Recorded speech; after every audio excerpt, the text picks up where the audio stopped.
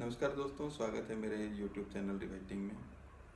आप इस चैनल को सब्सक्राइब करें, लाइक करें और शेयर करें।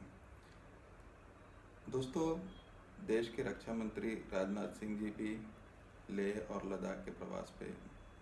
आए। जवानों से 1-to-1 उनका भी इंटरेक्शन हुआ और इससे कुछ दिन पहले प्रधानमंत्री स्वयं बैटल फील्ड का या फ्रंट लाइन का दौरा किया और उनने भी जवानों से मिले, घायल जवानों से अस्पताल में बातचीत की, उन्हें संबोधित किया और इन सब चीज़ों का हमें भारत के विभिन्न प्रदेशों में या भागों में हमको इसका प्रसारण को भी देखने को मिला। मीडिया के एक वर्ग में इस प्रसारण को, जो सीधा प्रसारण था प्रधानमंत्री जी का या रक्षा मंत्री जी का, उसको लेकर भी एक चर्चा का विषय बन गया कि क्या देश के प्रधानमंत्री को फ्रंट लाइन में जाना चाहिए, बैटल फील्ड में जाना चाहिए और वहाँ से अगर वो जवानों को संबोधित कर रहे हैं तो क्या उसकी पब्लिसिटी करनी चाहिए। दोस्तों, अगर हम उस स्ट्रेटजी की बात करें जो वास्तव में इस पूरे घटनाक्रम, जो स्वाभाविक रूप से भारत और चाइना के बीच में जो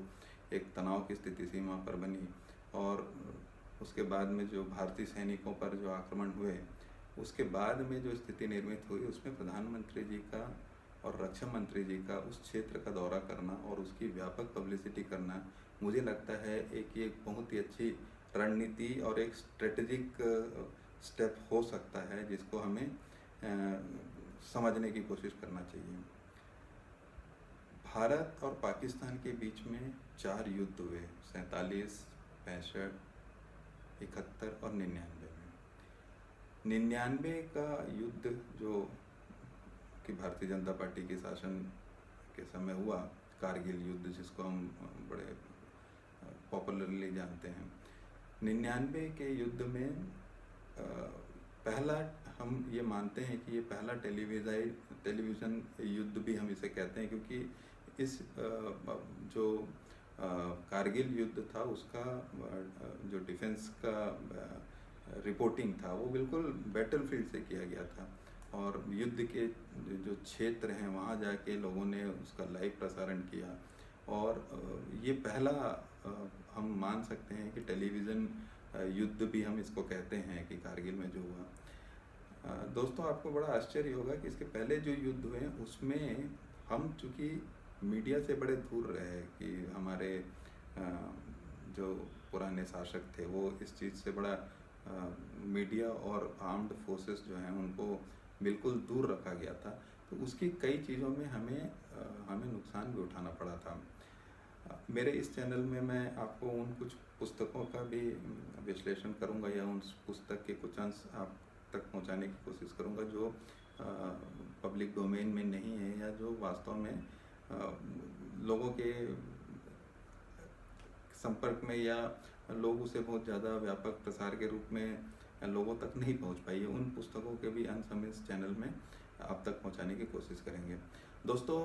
कारगिल युद्ध के बाद में एक पुस्तक लिखी गई थी जिसका वास्तव में वो कारगिल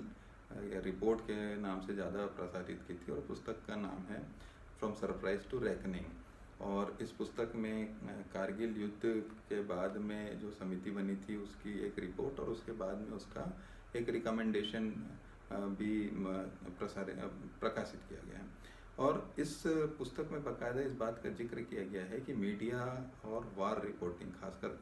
कारगिल जो 99 का वॉर है उसकी रिपोर्टिंग कैसे की गई थी। इससे पहले जो कारगिल की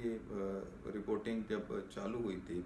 और वहाँ इतना नेगेटिव पब्लिसिटी किया गया जैसे ही युद्ध चालू, और ये स्वाभाविक है कि मीडिया, भारत के मीडिया का एक वर्ग है जो इन सब चीज़ों पर ज़्यादा फोकस करता है, वो नेगेटिव पब्लिसिटी पे ज़्यादा विश्वास करता है। तो आर्मी चीफ उस समय पोलैंड की यात्रा में थे,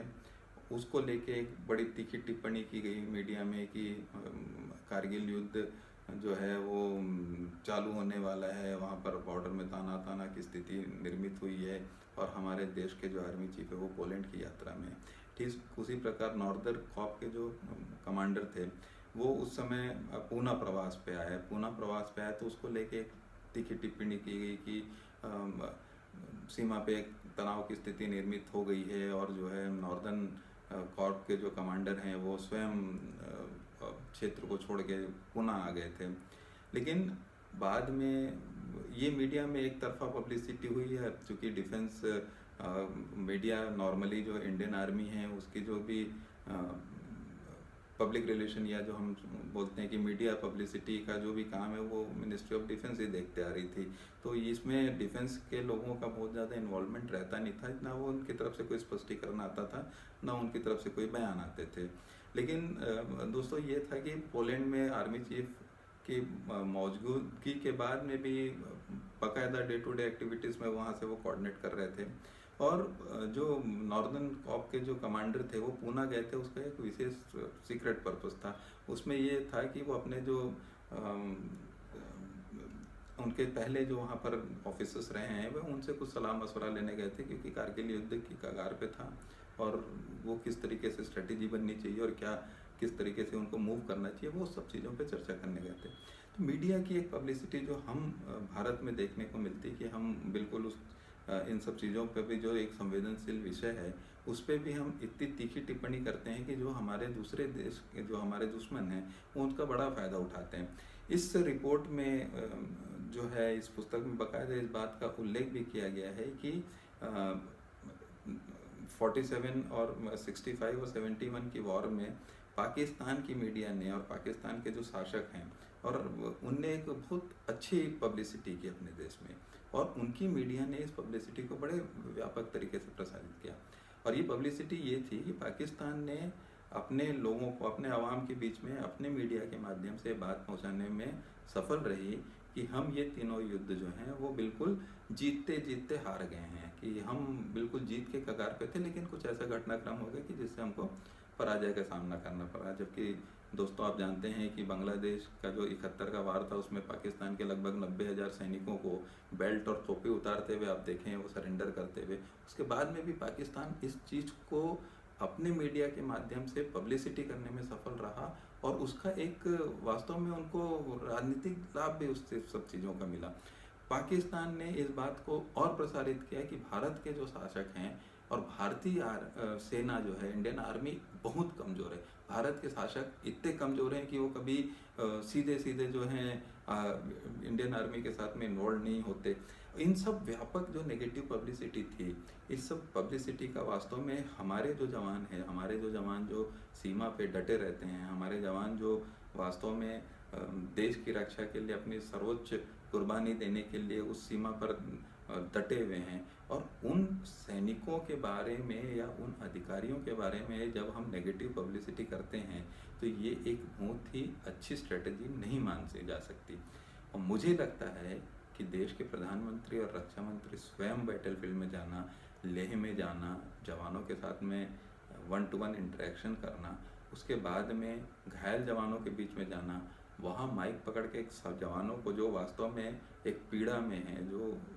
अपना इलाज के लिए वहाँ पर भर्ती है, और उस जवान को अगर देश के प्रधानमंत्री उनके कंधे पे हाथ रखते हैं, उनको संबोधित करते हैं, तो मुझे लगता है कि ये एक जो संदेश पूरी सेना पे जाएगा, पूरे बॉर्डर में जाएगा, और बॉर्डर के अलावा जो हमारे जो दुश्मन देश हैं, जब उस चीज़ की गंभीरता को वो समझ में आएंगे उन सब चीज़ों को कि देश के हुक्मरान, हमारे देश के जो शासक हैं वो इतने कमज़ोर नहीं हैं कि वो किसी फ्रंट लाइन में जाना या बैटलफील्ड में जाने से वो संकोच कर रहे हैं, और जवानों से सीधे 1-to-1 आमना सामना उनका हो रहा है। तो ये सब चीज़ें जब व्यापक रूप से सामने आएगी तो मुझे लगता है कि इसका एक बड़ा प्रभाव हम सब पे देखने को मिलेगा, और देश की सुरक्षा और देश की सिक्योरिटी के लिए मुझे लगता है कि एक प्रधानमंत्री का एक बहुत ही स्ट्रेटेजिक कदम था, बहुत स्ट्रेटेजिक मूव था उनका, और उसकी ही तरह से जिस तरीके से एक मीडिया प्लानिंग की गई और उसके बाद में इस पूरे उनके प्रवास को और उनकी जो यात्रा और उनके एक एक इवेंट्स को जो इस तरीके की पब्लिसिटी मिली, मुझे लगता है कि देश के सुरक्षा के लिए, देश की सेना के लिए एक बहुत ही स्ट्रेटेजिक और बहुत ही अच्छा स्टेप था, जिसको हम सबको तारीफ करना चाहिए। धन्यवाद दोस्तों।